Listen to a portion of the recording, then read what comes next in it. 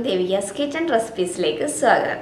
അപ്പോൾ ഇന്ന് ഞാൻ നല്ല ഹെൽത്തി ആയിട്ടുള്ള ഒരു തോരൻ്റെ റെസിപ്പി ആയിട്ടാണ് വന്നിരിക്കുന്നത്. ചുണ്ടക്ക തോരനാണ് ഇന്ന് ഉണ്ടാക്കുന്നത്.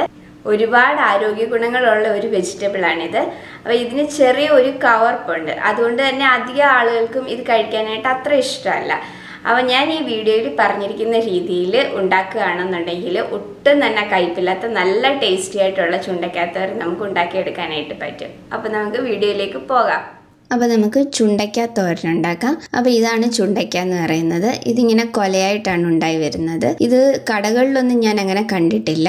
സാധാരണ വീടുകളിൽ പറമ്പിലൊക്കെയാണ് ഉണ്ടായി വരുന്നത്. അപ്പോൾ ഇതിപ്പോൾ ഞാൻ നാട്ടിൽ നിന്ന് വന്നപ്പോൾ കൊണ്ടുവന്നതാണ്, എൻ്റെ വീട്ടിലുണ്ടായതാണിത്. അപ്പോൾ ഇത് ഒരുപാട് ഗുണങ്ങളുള്ള ഒരു വെജിറ്റബിൾ ആണ്. അപ്പോൾ ഇത് ഇതേപോലെ ഇങ്ങനെ കായ പോലെയാണ് ഇങ്ങനെ ഉണ്ടാകുന്നത്. ഇത് നമ്മൾ ഓരോന്നായിട്ട് അടർത്തിയെടുക്കണം. അപ്പോൾ ഇതേപോലെ ഓരോന്നായിട്ട് നമ്മളിത് അടർത്തിയെടുക്കണം. അടർത്തിയെടുത്തതിന് ശേഷം നമ്മളിത് പൊട്ടിച്ചെടുക്കണം. ഇതിൽ ഒരു കാരമുണ്ട്, അപ്പോൾ അത് ഇരുന്ന് കഴിഞ്ഞാൽ കയ്പ്പ് വരും. അപ്പോൾ അത് കാരം കളഞ്ഞിട്ട് വേണം നമ്മളിത് എടുക്കാനായിട്ട്. അപ്പോൾ ഇത് ജസ്റ്റ് ഒന്ന് പൊട്ടിച്ചതിന് ശേഷം നമ്മൾ വെള്ളത്തിലിട്ട് വയ്ക്കണം. അപ്പോൾ വെള്ളത്തിൽ കുറച്ച് സമയം ഇട്ടിട്ട് നന്നായിട്ട് ഞെരടി കഴുകി എടുക്കുമ്പോഴത്തേക്കിന് ഇതിൻ്റെ കാരം പോയി കിട്ടും. അന്നേരം നമുക്ക് ഒട്ടും കയ്പില്ലാതെ തന്നെ ഇത് ഉണ്ടാക്കിയെടുക്കാനായിട്ട് പറ്റും. അപ്പോൾ അത് പൊട്ടിച്ചെടുക്കുന്നത് ഞാനൊന്ന് കാണിച്ചു തരാം. അപ്പോൾ അതാ ഞാനിവിടെ കുറച്ച് വെള്ളം എടുത്ത് വെച്ചിട്ടുണ്ട്, ഒരു ഇടികല്ലും എടുത്ത് വെച്ചിട്ടുണ്ട്. അപ്പോൾ ഒന്നുകിൽ ഇതുപോലെ ഒരു ഇടികല്ലിനകത്തിലിട്ടിട്ട് ഒന്ന് പൊട്ടിച്ചെടുക്കാം, അല്ലെന്നുണ്ടെങ്കിൽ അമ്മിക്കല്ലിലിട്ടിട്ട് പൊട്ടിച്ചെടുത്താലും മതി. അപ്പോൾ നമ്മൾ ഇതേപോലെ ഓരോ കായായിട്ട് അടർത്തിയെടുത്തതിന് ശേഷം ഈ ഇടികല്ലിലേക്ക് ഇട്ടിട്ട് ഒന്ന് പൊട്ടിച്ചെടുക്കാം. ജസ്റ്റ് ഒന്ന് പൊട്ടിച്ചെടുത്താൽ മാത്രം മതി. പൊട്ടിച്ച് രണ്ടായിട്ട് പിളർന്നെടുക്കേണ്ട ആവശ്യമില്ല. അതുപോലെ തന്നെ ഒരുപാട്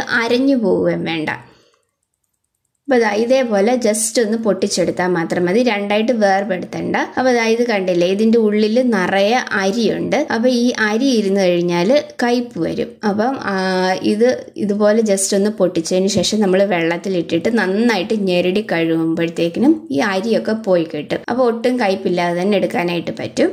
അപ്പോൾ ഇതേപോലെ ഒന്ന് പൊട്ടിച്ചെടുത്തതിന് ശേഷം ജസ്റ്റ് ഒന്ന് പൊട്ടിച്ചെടുത്താൽ മാത്രം മതി, അരഞ്ഞു പോകരുത്. അപ്പോൾ ഇതിലുള്ള അരി കംപ്ലീറ്റ് ആയിട്ട് കളയേണ്ട ആവശ്യമില്ല. കുറച്ചൊക്കെ ഇരുന്നാലും കുഴപ്പമൊന്നുമില്ല, കയ്പൊന്നും വരത്തില്ല. അപ്പോൾ ഇതുപോലെ എല്ലാം ഇതേ രീതിയിൽ ഒന്ന് പൊട്ടിച്ചതിന് ശേഷം നമുക്ക് വെള്ളത്തിലേക്ക് ഇട്ട് കൊടുക്കാം. അപ്പോൾ ഒരുപാട് ആരോഗ്യ ഗുണങ്ങളുള്ള ഒരു വെജിറ്റബിൾ ആണിത്.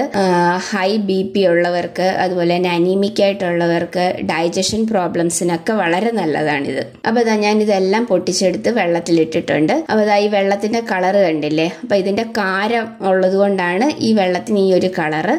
അരമണിക്കൂർ നമ്മൾ പൊട്ടിച്ച് വെള്ളത്തിലിട്ട് വയ്ക്കണം. അന്നേരം ഇതിന്റെ കാരം നന്നായിട്ട് വെള്ളത്തിലേക്ക് ഇറങ്ങും. അത് കഴിഞ്ഞിട്ട് നന്നായിട്ട് ഞെരടി കഴുകിയെടുക്കണം. ഒരു 5-6 വെള്ളത്തിൽ നന്നായിട്ട് ഞെരടി കഴുകിയെടുത്തെങ്കിൽ മാത്രമേ ഇതിന്റെ കാരമൊക്കെ കംപ്ലീറ്റ് ആയിട്ട് പോകത്തുള്ളൂ. ഇല്ലെന്നുണ്ടെങ്കിൽ കയ്പ് വരും. അപ്പൊ ഇതിനി ഒരു അരമണിക്കൂർ കഴിഞ്ഞിട്ട് നമുക്ക് കഴുകിയെടുക്കാം. അപ്പൊ ഞാൻ ഇത് 3ാമത്തെ വെള്ളത്തിൽ കഴുകിയെടുത്തതാണ്. അപ്പൊ ഇപ്പോഴും ഇതിലെ കാരം കംപ്ലീറ്റ് ആയിട്ട് പോയിട്ടില്ല. ഇപ്പോഴും ആ വെള്ളം ക്ലിയർ ആയി വന്നിട്ടില്ല. നന്നായിട്ട് ഞെരടി കഴുകിയെടുക്കാം.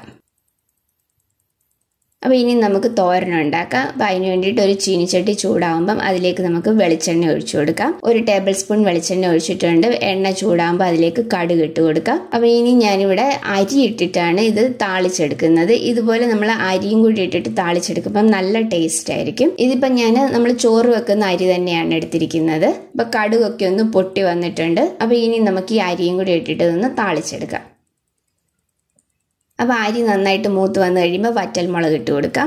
ഇനി ഇതിലേക്ക് ഞാൻ 2 മീഡിയം സൈസിലുള്ള സവാള ചെറുതായിട്ടൊന്ന് അരിഞ്ഞെടുത്തിട്ടുണ്ട്. 1 പച്ചമുളക് എടുത്തിട്ടുണ്ട്. ഇനി നമ്മൾ എരിവിന് വേണ്ടിയിട്ട് മുളക് പൊടി ചേർത്ത് കൊടുക്കുന്നുണ്ട്. ഇതിലേക്ക് കുറച്ച് കറിവേപ്പില എടുത്തിട്ടുണ്ട്. അപ്പോൾ ഈ ഉള്ളിയും പച്ചമുളകും കറിവേപ്പിലയും കൂടെ നമുക്ക് ഇതിലേക്ക് ഇട്ട് കൊടുത്ത് നന്നായിട്ടൊന്ന് വഴറ്റിയെടുക്കാം. അപ്പോൾ ഉള്ളിയൊക്കെ നന്നായിട്ട് മൂത്ത് വരുന്ന രീതിയിൽ നന്നായിട്ട് വഴറ്റിയെടുക്കണം. ഉള്ളിയൊക്കെ നന്നായിട്ട് മൂത്തതിന് ശേഷമാണ് നമ്മൾ ഇതിലേക്ക് പൊടികൾ ചേർത്ത് കൊടുക്കുന്നത്. ഇതിലേക്ക് ആവശ്യത്തിനുള്ള ഉപ്പും കൂടി ഇട്ടതിന് ശേഷം നന്നായിട്ട് ഒന്ന് വഴറ്റിയെടുക്കാം. ഒരു ലൈറ്റ് ബ്രൗൺ കളർ ആവുന്നത് വരെ നമുക്ക് ഉള്ളി നന്നായിട്ട് വഴറ്റിയെടുക്കണം. അപ്പോൾ ഉള്ളി ഇവിടെ മൂത്ത് വരുന്ന സമയം കൊണ്ട് ഇതിലേക്കുള്ള അരപ്പും കൂടെ നമുക്കൊന്ന് തയ്യാറാക്കിയെടുക്കാം. അപ്പോൾ അതിന് വേണ്ടിയിട്ട് ഞാനിവിടെ 3/4 കപ്പ് തേങ്ങ എടുത്തിട്ടുണ്ട്, 1/4 ടീസ്പൂൺ മഞ്ഞൾപ്പൊടി എടുത്തിട്ടുണ്ട്, 2 ചെറിയ ഉള്ളി എടുത്തിട്ടുണ്ട്. അപ്പോൾ ഈ ചെറിയ ഉള്ളി ഇതിലേക്ക് ചതച്ച് ചേർത്തതിന് ശേഷം ഈ തേങ്ങ നന്നായിട്ട് കൈവച്ച് തന്നെ ഒന്ന് ഞെരടി എടുക്കുകയാണ് ചെയ്യുന്നത്. അപ്പം നിങ്ങൾക്ക് ഇതിന് പകരം മിക്സിയുടെ ജാറിലിട്ട് ജസ്റ്റ് ഒന്ന് വിപ്പ് ചെയ്തിട്ട് എടുക്കാം. അല്ലാന്നുണ്ടെങ്കിൽ അമ്മിക്കല്ലിൽ വെച്ചിട്ട് ജസ്റ്റ് ഒന്ന് ഒതുക്കിയെടുത്താലും മതി. അപ്പോൾ അരപ്പൊന്ന് തയ്യാറാക്കി കൊണ്ടുവരാം. ഇപ്പൊ നമ്മുടെ ഉള്ളിയൊക്കെ നന്നായിട്ട് മൂത്ത് വന്നിട്ടുണ്ട്. അപ്പോൾ ഇനി നമുക്ക് ഇതിലേക്ക് പൊടികളൊക്കെ ചേർത്ത് കൊടുക്കാം. മുളക് പൊടി ചേർത്ത് കൊടുക്കാം. 2 ടീസ്പൂൺ മുളക് പൊടി ചേർത്ത് കൊടുത്തിട്ടുണ്ട്.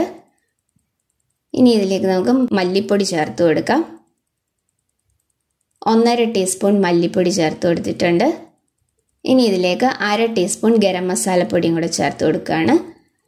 അപ്പോൾ പൊടികൾ ഇത്രയും മാത്രമാണ് ചേർക്കുന്നത്.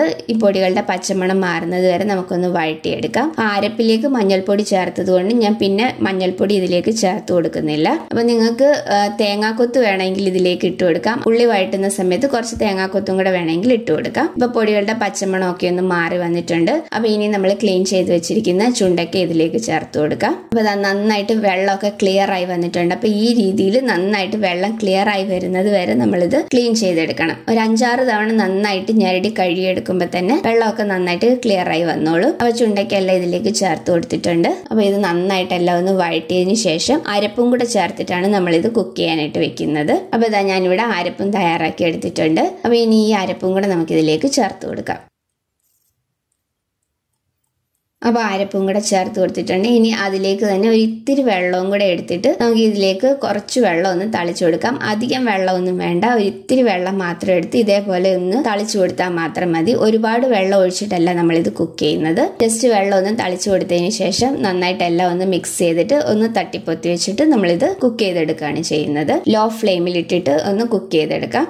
അധികം വെള്ളം ഒഴിക്കാത്തത് കൊണ്ട് തന്നെ നമ്മൾ ഇടയ്ക്ക് തുറന്നിട്ട് ഇളക്കി കൊടുക്കണം, ഇല്ലെങ്കിൽ അടിയിൽ പിടിക്കും. അപ്പോൾ ഇതിനെ അടച്ചു വെച്ച് നമുക്ക് കുക്ക് ചെയ്യാം.